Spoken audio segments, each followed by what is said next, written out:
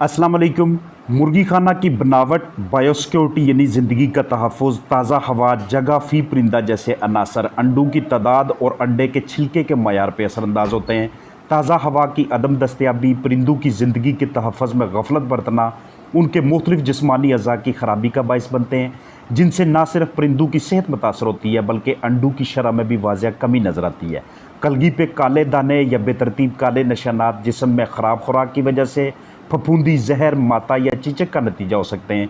Vaccination बर वक्त करवाना आपके लिए लाजुम व मलजूम होना चाहिए, क्योंकि जिस्म में क़ुव्वत मदाफ़त का बरकरार रहना परिंदों की बेहतरीन सेहत और जायका से भरपूर अंडों की पैदावार का ज़ामन है। साथ साथ अंडों का साइज़ भी पूरा रहता है। कौवे वगैरह जरसूमों के फैलाव का मौजब होते हैं, उन्हें मुर्गी खाने से दूर रखने के लिए बंदोबस्त करें। उसके लिए आप गलेल का इस्तेमाल करें या छत पर कुछ ऐसा मटीरियल रखें ताकि आपकी मुर्गियों के अंडों के ज़रिए इन्फेक्शन किसी दूसरे मुर्गी खाना तक न पहुँचे।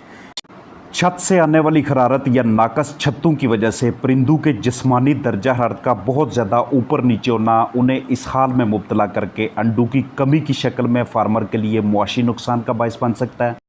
एक भी परिंदे का ज़िया हो तो फौरी तौर पे उसे खोलकर उसकी तशख़ीस करने की कोशिश करें कि कहीं खुराक की खराबी ओवरी पे असरअंदाज होकर अंडों की कमी का बायस तो नहीं है, या कालरा, गम्बोरो या जिस्म में कीड़ों की वजह से, खून की कमी की वजह से प्रोडक्शन कम आ रही है, खुड्डू में पुराने बरादे की वजह से आंतें ख़राब हैं, या ख़राब बछाली की वजह से आंतों में सोजश है या खून इकट्ठा है, मुर्गी खाना में धूल की वजह से सांस की नाली में सुर्खी है, या नमी की कमी ज़्यादती निज़ाम तनफ़ुस को ख़राब करके जिस्मानी सेहत की खराबी का बायस बनती है, फेफड़ों की रंगत सांस के दरीना मसले की वजह से ख़राब है, या हवा की थैलियाँ जगह फ़ी परिंदा तंग होने की वजह से अंडों में कमी का बायस है। मुर्गियों की उम्र के मुताबिक रोशनी की कमी या ज़्यादती में गलत फ़ैसला मुर्गियों को प्रोलैप्स की तरफ ले जाता है और अंडों पे खून के धब्बे आपके कारोबार की मार्केट को डाउन करते हैं। ग्राहक की दिलचस्पी में कमी नज़र आती है। जितनी ताहीर से अंडा उठाएंगे या बिछाली की देखभाल में गफलत बरतेंगे उतने गदले अंडे हासिल होंगे। आंखों की खराबी, दर्जा हरारत, नमी, हवा जैसे अनासर में से किसी एक की खराबी की वजह से भी हो सकती है। बेहतरीन वेंटिलेशन की वजह से बिछाली खुश्क रहती है और हैप्पी चिकन्स बेहतरीन पैदावार का बायस बनते हैं। कलगी की खराबी, अंडों का ख़राब मयार, आंखों के मसाइल, ख़राब बिछाली आपकी मैनेजमेंट की खराबी की तरफ वाज़ह इशारा कर रहे होते हैं। मौसम के मुताबिक अतराफ़ से पर्दा कपड़ा ऊपर नीचे करना, कलगी ज़्यादा गर्म हो तो बुखार का सिरप इस्तेमाल करना, ज़्यादा निशानात हों तो कापर सल्फेट का यूज़ करना, जगह तंग हो तो ख़राब परिंदों को फ़रोख्त करके जगह पूरी करना, चीचक हो तो एरिनक वेंटोलिन सिरप्स वगैरह का इस्तेमाल करना, जिस्म के मुख्तलिफ़ हिस्सों में पानी पड़ जाए तो अमोनिया गैस को कम करने के लिए आपने ज़रूरी इक़दामात लाजमी उठाने हैं, चाहे उसके लिए आपको रैकिंग करनी पड़े, चाहे उसके लिए आपको हवा का गुज़र बेहतरीन बनाना पड़े। मुर्गी खाना की ज़बरदस्त जरासीम कुशी करनी है। अगर किसी भी सूरत में आपको वायरस या बैक्टीरिया, इस तरह के जरसूमें, इस तरह के पैथोजेंस अपने फलाक के ऊपर हमलावर होते नज़र आते तो इस तरह के इक़दामात यकीनी तौर पे अंडों की पैदावार में इजाफ़ा का बायस बनेंगे। तंदुरुस्त परिंदों की कलगी फीकी नहीं पड़ती और ना ही इस तरह से उसके ऊपर निशानात होते हैं, ना ही इस तरह से उसमें पानी पड़ता है। चिकन्स की कलगी के किनारों का नीला हो जाना ये सबसे पहली निशानी होती है कि ऑक्सीजन भरपूर मिकदार में दस्तयाब नहीं है। इसलिए मैं कहता होता हूँ कि जब मौसम बिल्कुल खुशगवार है तो उस वक़्त अपने परिंदों तक आप बराह रास्त यानी कि डायरेक्ट हवा आने दें। जिस वक़्त मौसम बहुत ज़्यादा ठंडा है, टेम्परेचर बहुत ज़्यादा नीचे आ चुका है, तो ऐसी सूरत हाल में आप उनके लिए डायरेक्ट हवा के फ़्लो को बचाते हैं। आप इस तरह का एनवायरनमेंट रखते हैं, अतराफ़ में कपड़ा पर्दा कुछ भी रखा हुआ है उसको आप उस लेवल तक उठाते हैं कि आपके चिकन्स तक डायरेक्ट एयर फ्लो ना पहुँचे, उन्हें चिलिंग फैक्टर ना हो और हमारे बर्ड्स बीमार ना हों। इस तरह के निशानात अगर आपको दानों की शक्ल में किसी बाकायदा शेप के नज़र आते हैं तो ज़्यादा चांसेस होते हैं कि ये माता की वजह से है, ये चीचक की वजह से है। अगर आपको बेतरतीब नज़र आते हैं, कोई ख़ास उनकी तरतीब नहीं है, इधर उधर फैले हुए हैं, तो ज़्यादा चांसेस ये होते हैं कि ये टॉक्सन की वजह से है, या फिर बाज़ औक़ात लड़ाई की वजह से इस तरह के निशानात होते हैं। रूस्टर की तादाद को कम करें, जगह फ़ी परिंदा सही तरीके से एडजस्ट करें। बेहतरीन बायोसिक्योरिटी में जंगली परिंदों का कंट्रोल सबसे पहले आता है, क्योंकि ये अपने पंजों के साथ, परों के साथ और जिस्म के दूसरे हिस्सों के साथ मुख्तलिफ़ जगहों से मुख्तलिफ़ जरसूमों को लेके आते हैं। और जब इनकी बीठों पे आपका पाँव पड़ता है या कोई ऐसी चीज़ जो आप अपने चिकन्स के लिए इस्तेमाल करें, तो इसी इन्फेक्शन को आप डायरेक्टली अपने बर्ड्स तक लेके जा रहे होते हैं। इसलिए कौवे हों, कबूतर हों या कोई और नस्ल हो बर्ड्स की, उसको अपने बर्ड्स के करीब रसाई ना हासिल कर देना। ये गंदी जगहों पे बैठते हैं, ये मुख्तलिफ़ जगहों पे जो जानवरों की अमवात होती हैं वहाँ से अपनी खुराक की तलाश करते हुए मुख्तलिफ़ जरसूमों को अपनी चूंच के साथ लगा के आते हैं। इसलिए इन चीज़ों को कंट्रोल करना, स्केयर क्रो, पुतला वगैरह इस्तेमाल करके या कोई और चीज़ जो इन्हें डराने का मौजब बने, या ऊपर की जानब लाइटिंग का बंदोबस्त करते हैं, इस तरह की चीज़ जो कि सनलाइट से शाइनिंग दे रही हो तो वो भी इन्हें डराने का बायस बनती है। इस तरह की चीज़ों को यूज़ करना, परिंदों को इन्फेक्शन से दूर रखना, वायरस बैक्टीरिया से दूर रखना, यकीनी तौर पे ये आपके चिकन्स की लेइंग हेंस की एग प्रोडक्शन को बढ़ाने का मौजब बनता है। इस तरह के ज़रूरी इक़दामात आपकी बेहतरीन मैनेजमेंट का हर हाल में हिस्सा होने चाहिए। ये वो छोटी मोटी चीज़ें होती हैं जिन्हें हम इतनी ज़्यादा तरजीह नहीं देते, जिन्हें हम इतनी ज़्यादा इंपॉर्टेंस नहीं देते कि इसकी तरफ कौन तवज्जो करे। अब इतनी ज़्यादा बातें सुन के, इतने ज़्यादा मैनेजमेंटल एस्पेक्ट्स पहलू सुन के अगर कोई ये कहे कि इतना मुश्किल काम ये कौन करे, तो मैं आपके साथ शेयर करता चलूँ कि पोल्ट्री फार्मिंग मैनेजमेंट इसी को ही कहते हैं। इसी को बेहतरीन तरीके से डेडिकेटेड होके अपने काम के साथ मोहब्बत करके फ्लाक की सेहत को बेहतरीन रखना कहते हैं। अब आपके साथ शेयर करने वाला हूँ कि अगर आप दो डिफरेंट हाउसेस का आपस में मुवाजना करें,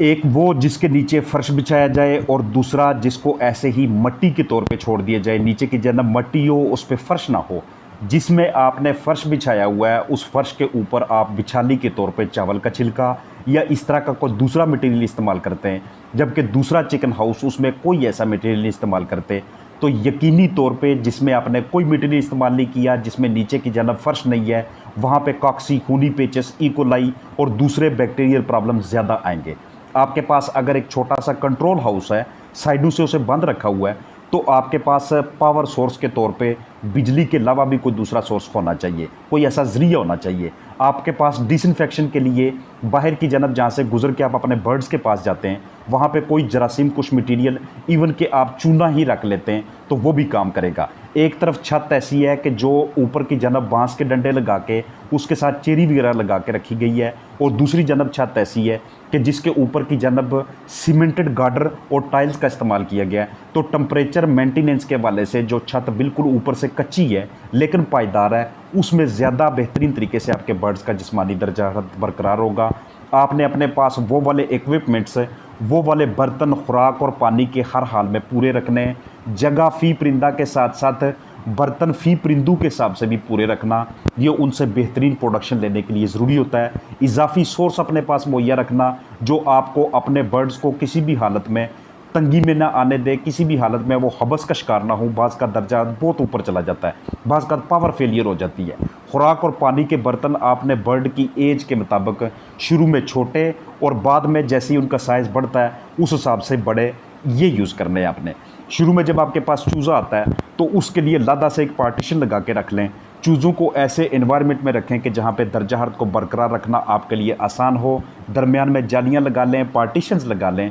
और जैसे जैसे उनकी एज बढ़ती जाए वैसे वैसे जगह को खोलते जाएं। आपके पास ब्रूडर दस्तयाब है तो आपने अच्छे इंतजाम किए हुए, आपके पास लाइटिंग की सहूलत है, आपके पास वक्त आने पे पर्दे उठाना या साइडें खोलने की सहूलत है, तो ये भी आपकी साउंड मैनेजमेंट का हिस्सा होता है। लाइट सोर्स कोई भी हो, आपके चिकन्स को फीड और पानी को सर्च करने में मुश्किलात का सामना ना हो। अतराफ़ में जो जालियाँ लगाई हुई हैं वहाँ से वेंटिलेशन, ऑक्सीजन का बहाव, हवा का बेहतरीन फ़्लो, इसको यकीनी बनाइएगा, क्योंकि ये वो चीज़ें होती हैं कि जो आपके बर्ड के हेल्थ स्टेटस को बढ़ाने में काम आती हैं। ऊपर की जानब से छत को कच्चा रखना, ये हमारे इलाके के पंजाब के मौसम के मुताबिक पोल्ट्री फार्मिंग में बेहतरीन प्रॉफिट का ज़ामन होता है। अगर छत पक्की रखी हुई है तो फिर अंदर की जानब पंखे, एक तरफ पैड और बाकायदा तरीके से आपके पास मसनूई हवा के गुज़र के लिए साजो सामान मौजूद होना चाहिए, जैसे मैं आपको अभी दिखा रहा हूँ। अतराफ़ में आप इस तरह के साउंड किस्म के बेहतरीन किस्म के पर्दे यूज़ करें या फिर कपड़ा लटकाएं या शापर लटकाएं।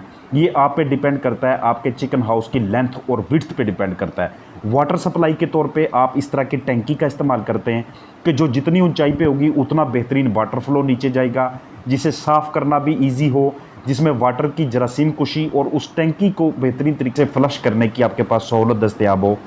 ताकि हमारे चिक्स को, हमारे चिकन्स को फंगल प्रॉब्लम ना आए और हमारे पास जो एंड प्रोडक्ट आना चाहिए, चाहे वो ब्रायलर की सूरत में बेहतरीन वज़न है, चाहे वो लेयर बर्ड्स की सूरत में बेहतरीन अंडों की पैदावार है, वो हमें हासिल हो सके। ब्रूडर की सहूलत दस्तयाब रखना, वक़्त आने पे मौसमी अनासर के पेश नज़र उन पर्दों को ऊपर या नीचे करके अपने बर्ड के जिस्मानी दर्जाहत को बरकरार रखना, ये आपकी बेहतरीन मैनेजमेंट का हिस्सा होने चाहिए। नीचे की जानब जब फ़र्श बिछा लें, अब उस फ़र्श के ऊपर की जानब लकड़ी का बरादा, चावल का छिलका या दूसरी शेविंग्स, कोई भी मटीरियल जो आपको सस्ता पड़ता है, आसानी दस्तयाब होता है, लेकिन वो अपने अंदर नमी को जज़ब कर सके, अपने अंदर से नमी को जल्द बाहर निकाल सके, खुद को जल्द से जल्द ड्राई कर सके, इस तरह के बरादे का, इस तरह की बिछाली का इंतखाब कीजिएगा। जिस पोल्ट्री फार्मर को बिछाली को खुश्क रखने का हुनर आ जाता है, उस पोल्ट्री फार्मर की यही समझ लें कि मोर देन 50% सक्सेस, कामयाबी वहीं से शुरू हो जाती है। और जैसे ही फ्लाक चेंज करें,